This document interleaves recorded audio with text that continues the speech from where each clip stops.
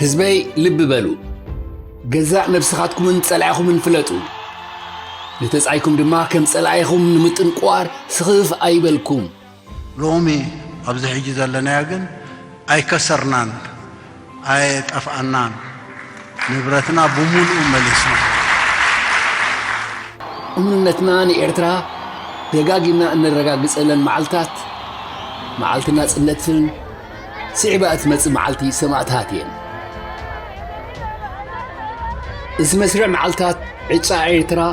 ከመይ ከም ዝኸውን ዝኣመተ ትምህርቲ እዩ ዝመስል ትምህርቲ ናይቲ መስዋዕቲ ኸፊላ ናጽነት ዝተጎናጸፈት እሞ ክሳዕ ለይቲ ሎሚ ግን ህዝባዊ ልዕላውነት ዘይረጋገጸት ሃገርና ኤርትራ ሓንቲ ኻብተን ከም እኒ ቦርኪና ፋሶ ጉያና ቶጎን ዚምባብዌን ዝበላ ንሰማዕታተን ድሕሪ ጽንብል ናጽነተን ዝዝክራ ውሕዳት ሃገራት ኣፍሪቃ እያ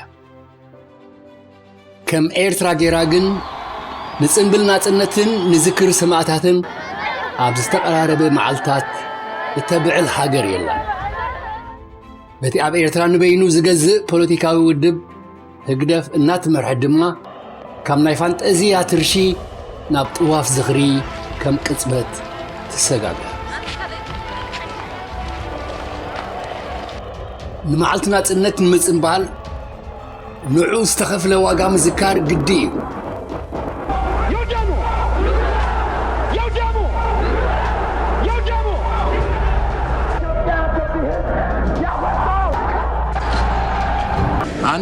ክልቲኡ መዓልታታ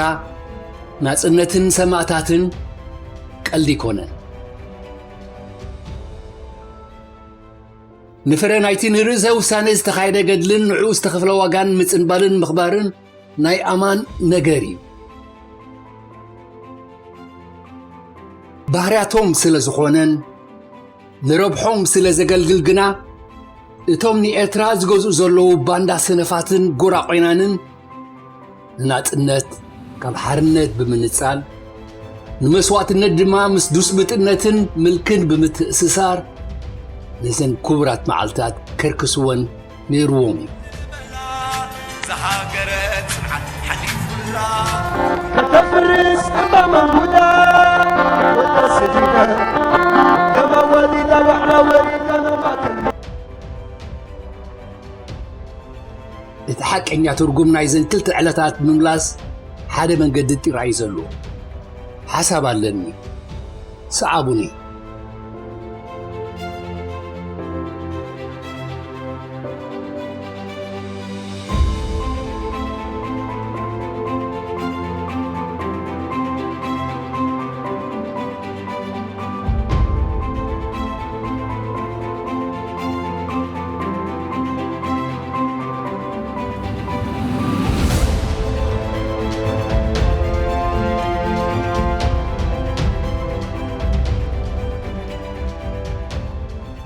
ዘለናይ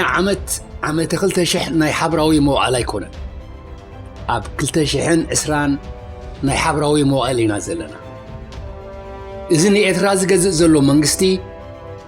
ኣብ ከምቲ ንሓደስቲ መንግስታት እግሪ ክሳብ ዝተኽሉ ብኣሻላሻል እናረኣኻን ገግኦም ንጽቡቕ እናሃብካን መድለው ጊዜ ዝህብ ናይ ሕፁነት እዋን የለን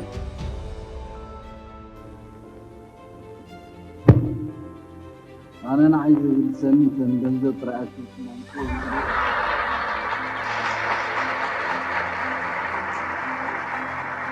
يقول حبا ليس معهم يغمى طاعهم بالله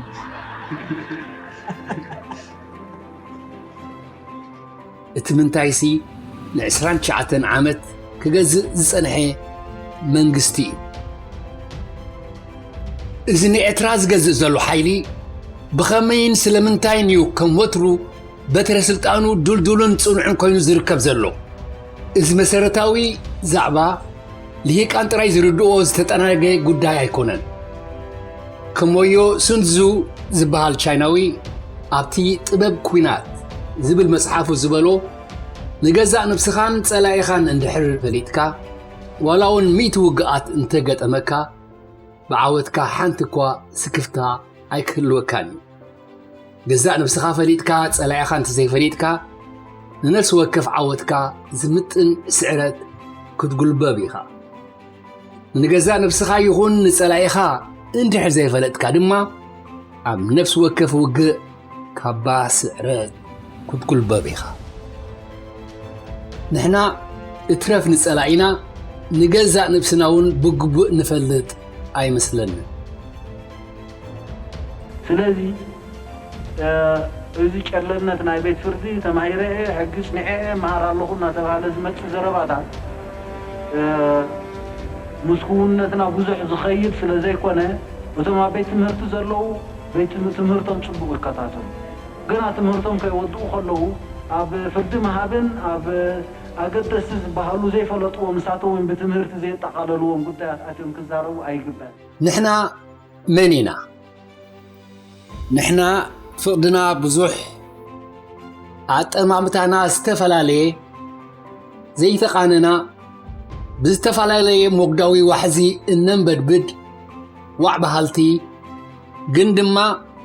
اللي شافت حيزة أساسرنا إيرتراويانينا من البعض فتحي برقت انتايو نزبل حتو عبزوها بملاش زي نسمر كنكون نخلينا إفتحاو النت انتاي مخانوغن عرطيمنا انفلطو نغاري إفتحاو النتس هزباوي جنبان ديموكراسن فتحن تقدف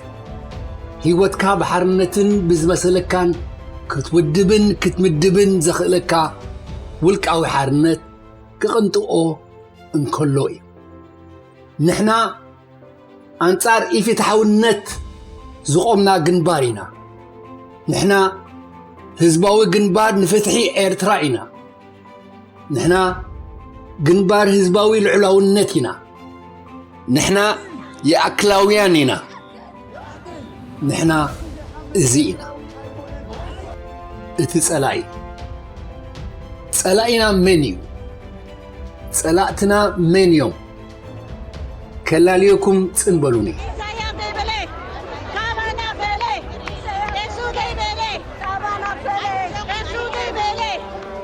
نجزع دك هاجركا تسألعتي الكامر وحس كبد زبالة فردي مورادو عيكونن زبلو عيكسانوني انتاي مالت مخاني قربت اللي كبره نبارنت هزبنا متصوار حليفوه بنتفت زدقف سب انتاي مبالكمو بزعبانا أمائت عشاحات سدرا بيتات زسألو زي حقاوي شربتن من قوحن عشاحات إتراوين سميعة قد خاي قبرت منكما سقط تبل سب انتاي مبالكما عشاحات إتراوين هاقروم قديفهم نافقدو هاقرات كيفل سوريو سحاش منا برودو اليوم لتسدو ناي كتبا سدهنهات النابلي زقعر إيرتراوي من النتوم قفيفو سوداناويان إثيوبياويان سنغلاويان سومالياوان يلو زرعومن سب انتايم ببالكلو نمسكر النت قدايات اوتاوي عمد زغونا إيرتراويان سميعو كم حسوتي زتكران سب انتايم سمخمو دكا عبزي مجمم بوتا حبيئة دكا ماتاقن عب قدب زي بلو عسكرنان هاقراوي اقلقلون كباليو النار عايت هاقراوي قبوهم يمزقبرو زلو تبل ملاقت انتايم بولكما كم زبالو سبات يوم صلاتنا نفلت نزوم سبات كم صلات خنفلطوم زي لينا سلا خنصلو ما يكونن انتاي دعا علامنا خننصر منتيو ዕላማና ንጸላእትና ናብ መደብና ክንጽንብር ወይስ ምስኦም ክንተዓረቕ ኣይኮነን ዕላማና ፍጹም ስዩም ክነብሎምን ክንስዕሮምን እዩ እዚ ዝኾነሉ ምኽንያት ጸላእትና ሓደ ክዕግቡና ንሱ ተተረፈ ድማ ክዕረቑና ኣይኮነን መደቦም ሲ ክስዕሩናን ካብ ገጽ ብጥሪ ብጥራሽ ከጥክኡናን እዩ ስለዚ ኢና ድማ ክንስዕሮም ዘድልየና እቲ ጸላኢ እንታይ እዩ ዝኣምን እቲ ጸላኢ ከደናግረና ክዘንበና ክሽሕጠናን ምእንቲ መንግስቲ ኤርትራ ህዝባዊ ግንባር ዲሞክራሲን ፍትሕን ህግደፍ መንእሰያት ህግደፍ ሃገራዊ ማሕበር መንእሰያትን ተማሃሮን ኤርትራ ሃገራዊ ማሕበር ደቂ ኣንስትዮ ኤርትራን ከምኡ ዝበሉ ካልኦት ቁም ነገር ዘለዎም ዝመስሉ ዝተፈላለዩ ውድባዊ ኣስማት ይጥቀም እዩ እቲ ኣውራስም ጸላኢና ግን ንሕና ንሱ ንሕና ብኣሕጽሮት ን እዩ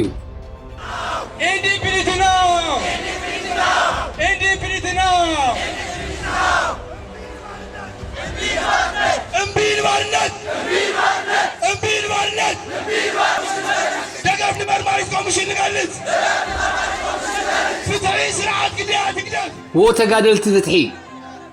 ኢሳያስ ኣርድእቲ ኢሳያስ ደቂቀ ኢሳያስ ንሕና ንሱ ንሕና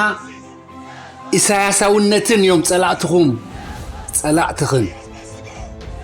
ወተጋደልቲ ፍትሒ ጸላኢኹም ህግደፍ ኣይኮነን ህግደፍ ብዘይካ ስሙ ዝተረፎ ዘይብሉ ዝሞተ ግንባር እዩ ወተጋደልቲ ፍትሒ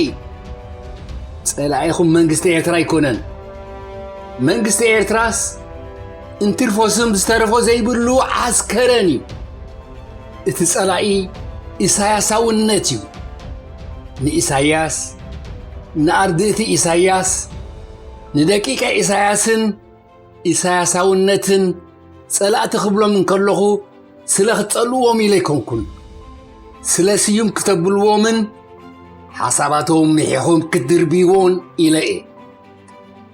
ነቶም ዝተደናገሩ ወይስ ዘይፈልጡ ኣዕጊብኩም ክትከስብዎም ትኽእሉ ኢኹም ነቶም ዘንቀዱ ግን ክትስዕርዎም እዩ ዘለኩም ክትፈርሕዎም ኣይድልየኩምን እዩ ንሳቶም እዮም ዝፈርሑኹም ኤርትራ ናብ ግስጋሰት ኸይዳላ ኤርትራ ናብ ፍትሕት ኸይዳላ ኤርትራ ናብ ሓቀኛ ስምዳት ኸይዳሎ ኣብ ኤርትራ ኣሎ መንእሰያት ኣብ ማእከል ኣስመራ ተቐዚፎም ተቐቲሎም መንነት ክዘይተቐቲሎም መንነተይ ጸዳል ዮሃንስ ይበሃል ጸዳል ዮሃንስ ግን ሕተት ሕተት ያክል ብየሕዋቱ ዘይሓመም ኤርትራዊ ኣይኮነን ኤርትራውነት ብኽልተ ኸሚቲ ኣይኮነን ኣይኮንኩምን ካንዛ ኤርትራውያን ዘይስምዖ ኤርትራዊ ኣይኮነን ኣይኮንኩምን እርሓል የስ ብምዛሕኹምን ሓይልኹም ስለ ዝርዕሉ እዮም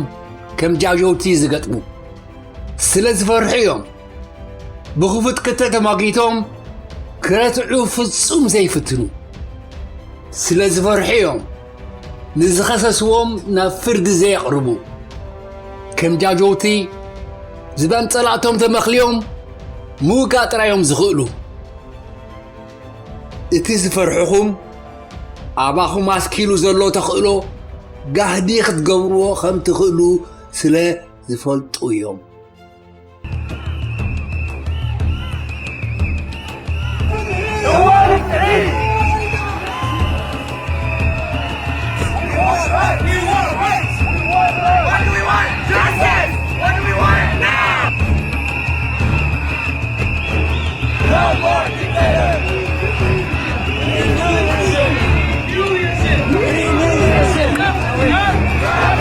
Enough is enough! Enough is enough! Enough is enough!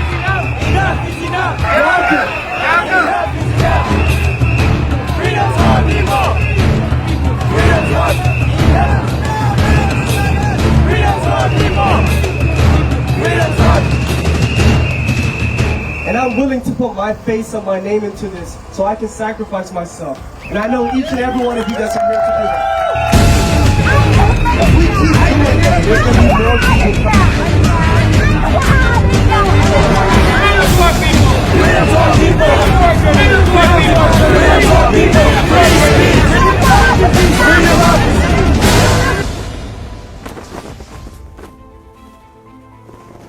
نأردتي إساياس ندقيق إساياس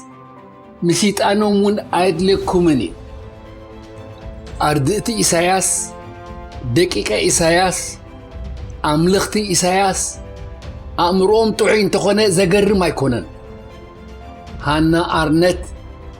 تعي أمرو زلوم سبات أجنب نابي قفعي خفصم خمس خلو بتي banality of evil زبل أمرا كالتستمرنا موائل كويني نحنا نسو نحنا زخونا زعامنولون زقوملون شارتر قوام حقتات متكلات يبلومن إتا أنكو كأدم تخون حجن مسأن زفلت وانا قرنتلا إساياس زبولون زقورون وطلو قنع مخانو إياه كم ويوم فاشيستا إيطاليا الدوتشي سمبري راجوني إتحالقا وطلو قنعيو زبلو زنبرو أردتي إساياس دقيقة إساياس أملختي إساياس دما حالقهم وطلو قنع مخانو يوم زعمنو سلازي دما نأردتي إساياس ندقيقة إساياس نأملختي إساياس بترتا ويس أب حد أوان تقرانا حسابات مجلسات محاز ترى وقعي نتقارنتي حسابات أب حد أوان وممكن كان بركاب موقع نبونا خيفة لهم أي فرحون يوم أردتن أملختن إساياس اتحالقهم ندرجة نبرا إتراويان فتسوم أما حيشة يوئي انتبالي قنعي At least we will not be like Kenya, Nigeria, Ethiopia, Somalia, Sudan. We are better off. We are number one in this continent. منغستو أبو زحات مديات لما عاد فتسوم كم زفاشلة انت نقرون قنعي زيامرنا يا خمت دخدنا أي سلطان. إلكتريك بالي لنا بزعدي. أبو زعد نبرنا قربة إندستري يلا لو متفيو ترميسو. توت دعلبات سرح سب نيرو غدا لو ميلا دعلبات سرح. أبزي أفريقيا ناي ترمز فابريكا ينبرن. أبزي ناي ترمز فابريكا نرابي لو ملو عني تجزا بين لقمان تفلتي تغلينا. بس لول تبعل نيران أي بحر لول كوينا تريفا يلا لول يكون ولا قال يكون تابع لهم بس على يلا عسب على يلا. إساياس زستخف لو وقعي كفل إثيوبيا خابر علاوي مريت إيرترا كسب زي وصت بفتسم زمدنا خلونا أيكونن تبلي قنوعي إثيوبيا بناتاتو ما تمامتا أنا حمشت بايلت يزبلهم هاي الأيرنا إثيوبيا إذن نسيلن بزح قرن دلون كمان جزي الله ويانا سو 15 تبعال ሰንደቅ ዓላማችን በባድመ መሬት ላይ ዳግም ተውለበለበ። እዚ ጉዳይ ቀዳምነትና ይኮነን ዝተኸፍለ ዋጋ ይከፈል ቀዳምነትና መንግስቲ ቀዳማይ ሚኒስትር ኢትዮጵያ ዶክተር አብይ አሕመድ ክረግእን ክድልድልን እዩ እንተበለውን ቁኑዕ ዞባ ቀድኒ አፍሪቃ ክረግእ ምእንቲ ሕቡራት መንግስታት አሜሪካ አገዳሲት ሓሊያ ኢሉ እንተመጎተ ቁኑዕ እዩ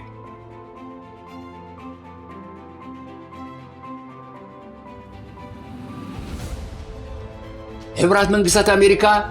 ንርጋት ዞባ ቀድኒ አፍሪቃ አውራ ዝራጊት እያ እንተበለውን ቁኑዕ እዩ ሃገርና ብዙሕነት ሰልፍታት ዘለዋ ዲሞክራሲያዊት ሃገር ክትከውን እያ እንተበለ ሰናይ ይበለ ህዝባዊ ግንባር ግን ከም ፖለቲካ ውድብ ወይ እንኮ ፖለቲካ ውድብ ክቅፅል ድሌት የብሎን ያ ብዘይካ ንህግደፍ ንኻልእ ፖለቲካዊ ማሕበር ዝኸውን ቦታ የለን እንተበለውን ግርም በለ ኣብዚ ሃገር ብዘይ ናይ ህዝባዊ ግንባር ፖለቲካ ካልእ ፖለቲካ ኣሎ ዝብል ሰብ እንድሕር ኣሎ ኮይኑ ካልእ ዓለም ክደሊ ክእል እዩ እዚ ሕጂ ፋሽን ኮይኑ ዴሞክራሲ ዘይ ዴሞክራሲ ብዙሕነት ናይ ሰልፊታት ናይ ከምታት ዝበሃል ምህውታት ኣብዚ ሃገር ክመፅእ ኢሉ ዝሓስብ እንድሕር ኣሎ ኮይኑ ኣብ ካልእ ዓለም ወይ ወርሒ ከይዱ ክሓስብ ክኽእል ኣሎ ኤርትራ ካብ ባድመ ፍጹም ኣይክትወፅእን እያ ኢትዮጵያ ድማ ካብ ባድመ ኣይክተልቅቐናን እያ እንተበለ ቁኑዕ በለ ለምትፈልጦ ዘለዎ ካብ ባድመ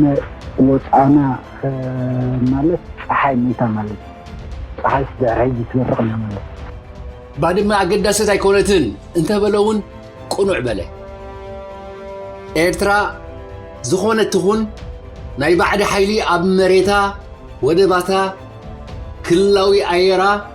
ወተሃደራዊ ማዓስከር ክትድኩን ኣይክተፍቅን እያ እንተበለ ቁኑዕ በለ ምስለ ፀጥታ ቀይሕ ባሕሪ ንሕቡራት ኢምራት ዓረብ ኣብ ዓሰብ ማዓስከር እንተሃበውን ቁኑዕ ገበረ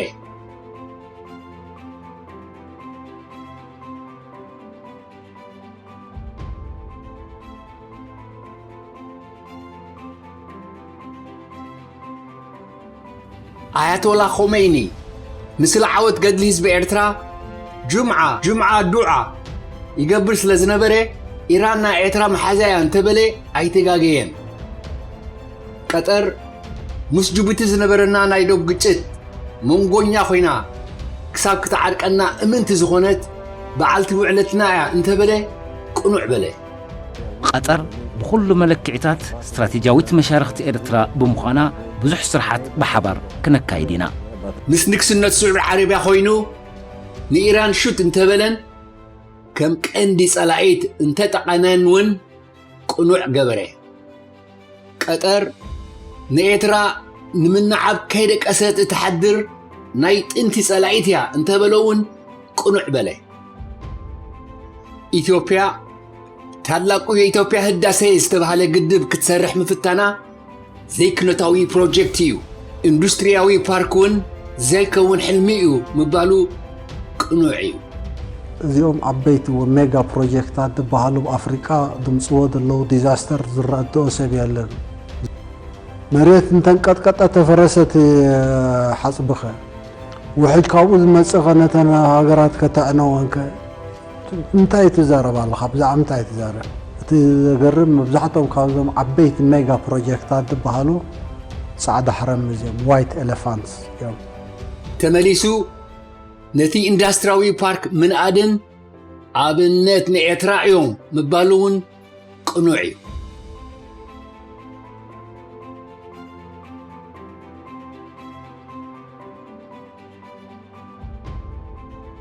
እቲ ናይ 1998 ብይን ደሴታት ሓንሽ ክንቀበል ኢና ምባሉ ቁኑዕ እዩ ነይሩ ሕጂ ተመሊሱ እቲ ብይን ኮኔልካ ዘላቒ ግጭት ንምእታው ዝተማህዘ እዩ ምባሉ ቁኑዕ እዩ ኣብ ሶማል ኣብ ሱዳን ወይ ኣብ ኢትዮጵያ ፖለቲካዊ ብዙሕነት የለን ዝተፈላለዩ ሰብ ጉዳይ ኣብ ገዛእ ጉዳዮም ተወሲኖም ኣለዉ ኢሉ እንተልቀሰን ምስለ ኣብዘን ሃገራት ዝተሓመሹ ጉጅለታት ኣቤት እንተበለን ቁኑዕ እዩ Just for example, you see Al-Shabaab as part of the resistance and you support them. These are Somalis. Are Shabab Somalis? You may disagree with their ideology, you may disagree with their political program, but these are Somalis above anything else. And at the moment they are fighting for the liberation of Somalia and for the reconstitution of Somalia. ንኤርትራውያን ካብ ገዛእ ጉዳዮም እንተገለለን እንተጓነየን እውን ቁኑዕ እዩ እቲ መራሒ ወትሩ ቁኑዕ እዩ ሓደ ነገር ክኸውን ይኹን ምባል ጥራይ ዘድልዮ ክውንነት እቲ ንሱ ክውን ዝበሎ እዩ ካልእ ክውንነት የለን ሓደ ሰብ ሓርበኛ መሓዛ ዝኸውን እቲ መራሒ ሓርበኛ ወይ መሓዛ እንተበሎ እዩ ሓደ ሰብ ከዳዕ ጸላእ ህዝብን መንግስትን ዝኸውን ድማ እቲ መራሒ ከዳዕን ጸላእን ህዝብን መንግስትን ምስ ዝብሎ እዩ ንጸላኢ ብኸመይ ንቃለሶ ቀዳማይ ጸላእትኻ ፍለጥ ጸላእትኻ ኢሳያስ እቲ ሰብ ኢሳያሳውነት እቲ ሓሳብ ኢሳያሳውያን ንሕና ንሱ ንሕና እዮም እዞም ጸላእቲ ክሳብ ዝሃለዉ ኤርትራን መሬታን ህዝባን ንቡር ህይወትን ክህሉ ኣይኮኑን ንቡር ህይወት ክብል ከለኹ ወለዶታት ኤርትራ ከይተኸላበቱ ከይተመዝመዙ ብምቾትን ብውሕስነትን ኣብ ኤርትራ ክነብሩ ክኽእሉ እንከለዉ እዩ ኣብዚ ግዜ እዚ ኣብ ኤርትራ ብምቾትን ብውሕስነትን ትነብር ዘላ ስድራ ኢሳያስ ኣፈወርቂ ጥራይ እያ ካልኣይ ዕላማኻ ኣለሊ ዕላማኻ ንኢሳያሳውነትን ኣድእትን ኣምለኽትን ኢሳያስ ምስዓር እዩ ዕላማኻ ምስኣቶም ምትዕላቕ ኣይኮነን ዕላማኻ ምስኣቶም ተወራቢትካ ምንባር ኣይኮነን ዕላማኻ ፍጹም ምስዓሮም እዩ ሳልሳይ ሜላኻን ስትራቴጂኻን ኣለሊ ፖለቲካ ናይ ጋንታ ዕዮ እምበር በይንኻ ዝዕየ ኣይኮነን ምስ ካልኦት ተቓለስቲ ፈትሒ ተጸንበር ንበይንኻ እናዓይኻ ውፅኢት ዘይተረኽበ ኢልካ ክትጣራዕ ኣይትኽእልን ኢኻ ራብዓይ ንህዝብና ፍለጦ ልቢ በል ህዝቢ ኤርትራ ዝብል ሓረግ ክትሰምዕ እንከለኻ እቶም ኣብ ወፃኢ ሃገራት ኮይኖም ስእሊ ኢሳያስ ኣፈወርቂ ዘለዎ ማልያ ለቢሶም ባንዴራ ኣብ ኣራእሶም ጠምጢሞም ኣብ ዝማኖም ተገልግቦም ዝስለፉ ከይመስሉኻ ህዝቢ ኤርትራ እቶም ኣብ ማዓስከራት ስደተኛታት ዝኽርትቱ ዘለዉ እልቢ ዘይብሎም ሰባት እቶም ኣብ ቤት ማእሰርቲ ተቐፊዶም ዘለዉ ኤርትራውያንን ስድራ ቤታቶምን እቶም ሓምለ መምሊ እናሸቀጡ ናብራ ከካውኑ ሕሰሞም ዝጸግቡ ዘለዉ ወለዲ ሰማዕታት ስድራ ናይቶም ኣበይ ኣለዉ ዘይበሃሉ ብስርዓት ኢሳያስ ዝተሸርቡ ዜጋታት እቶም ዓሳ ገፊፎም ካይነብሩ ዝተኸልከሉ ደቂ ብሔር ዓፈር እቶም ካብ መሬቶም ተበርቂቖም ዝተመዛበሉ ተወለድቲ ብሔረ ኩናማ ኩሉቲ ኣብ ትሕቲ ቐጻሊ ራዕድን ሽበራን ዝነብር ሓፋሽ ህዝብናን እዩ ህዝቢ ኤርትራ ሓምሻይ ኣይፋል ንምባል ሓይለ ፍቓድ ይሃልኻ ሓብራዊ ግንባር ምምስራት ማለት ነቶም ንኤርትራ ኣብ ኩናት ሕድሕድ ከእትዉ ወይ ድማ ናብ ማእከላይ ዘመን ክመልሱ ዝደልዩ ውልቀ ሰባትን ትካላትን ማሕበራትን ምሕቋፍ ማለት ኣይኮነን ሻድሻይ ንውድባዊ ዲስፕሊን ምእዙዝ ኩን እዚ ማለት ኣባል ሓደ ንፍትሒ ዝቃለስ ውድብ እንተ ደኣ ኾይንካ ዋላ እውን ዘይተሰማምዓሉ ውሳኔታት ውድብ ምእዙዝ ምዃን ማለት እዩ እዚ ክትገብር ግን እቲ ውድብ ብቻርተሩ ዝቕየድ ምስ ዝኸውን ጥራይ እዩ ሻብዓይ ትካላውነት ትቐበል እዚ እንኮላይ ነተን ብኢሳያስን ኢሳያሳውያንን ተውጨውየን ዘለዋ ሃገራውያን ትካላት ምክልኻልን ፀጥታን ኣብያተ ፍርድን ማዕከናት ዜናን የጠቓልል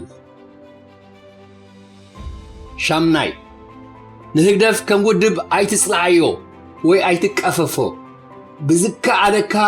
ሰርስሮን ውረሶን ታሽዓይ ብግዲ ኣብ ሓይልታት ምክልኻል ኤርትራ ይኹን ኣብ ሲቪላዊ ኣገልግሎት ተዓይን ተሊኻ ክተተግብሮ ዝወሃበካ መደብ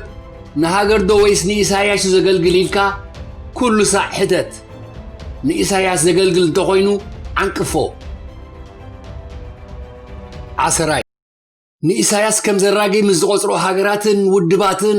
ኪዳናታትን ምሕዝነታት መስርት 12 ካብ ታሪኽካ ተመሃር ቅድሚ ኢሳያስ ህይወት ነይሩ እዩ ኢሳያስ ድሕሪ ምስዓሩ ድማ ህይወት ክህሉ እዩ 13 ክትመርሕን ሃገር ክተመሓድርን ሕልሚ ክህልወካ ኣይትፍራሕ ከም ኤርትራዊ ዜጋ ከምዚ ዝበለ ነገራት ክትሓልምን ክትከውንን መሰልካ እዩ እዚ ምዃን ካብ ኢሳያሳውያን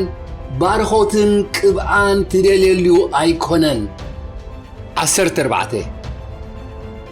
ኣንጻር ሓደ ነገር ክትከውን ንበይኑ እኹል ኣይኮነን። ንሓደ ነገር ክትቀውም ኣለካ። ፍትሓዊት ናፃ ብነፍሳ እትመሓደር ምስ ነፍሳን ጎረባብታን ብሰላም እትነብር ኤርትራ ናይ ምምስራት ራእይ ኩሉ ወትሩ ምንጪ ድርኺትካ ግበሮ። ሎሚ መዓልቲ ናጽነትን ሰማዕታትን እቲ ቀንዲ ትርጉመንን ርዝነተንን ጠፊኡ ንናይ ኢሳያስ ጸወታ ህዝባዊ ርክባት ኣብ ምግልጋል እየን ተዘሪተን ዘለዋ። ካብ ምልክን ባርነትን ነጺልና ምስ መዓልቲ ቅዋምን መዓልቲ ሪፑብሊክ ኤርትራን ጸንቢርና ክብረን ንመልሰሉ እዋን ግድን ክመጽእ እዩ። ስለ ዘሎ ኣብ ኤርትራ ጭቆና ስለ ዘሎ መላኺ ስርዓት ስለ ዘሎ ገለም ድላይ ንኢሳያስን ኢሳያሳውነትን ኢሳያሳውያንን ስዩም ምሰበልናዮም።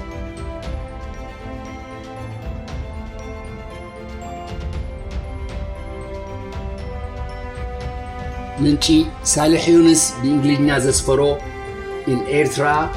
the leader is always wrong. ተርጓሚ ሳሙኤል አመሃ።